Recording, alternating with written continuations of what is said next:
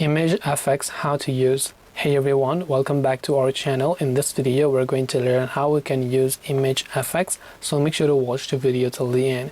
Now ImageFX, video effects and so on, these are actually one of the products from Google and it's completely free, so you don't have to pay for it. So to access it you just have to go to AI Test Kitchen with google.com. so AI Test Kitchen with google.com, or I'll make sure to drop a link below.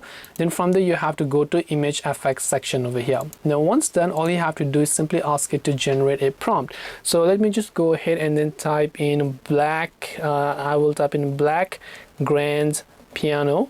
Then I'll just click on the create option. Then you can choose the format with the photorealistic, 35mm film, minimal, sketchy, handmade or abstract, what kind of images that you want, and you can see it will actually start generating the images for me. And this is basically how you can go ahead and then basically use ImageFX. I hope that this video helped you. If you have got any more questions, queries or doubts, feel free to also leave them down below.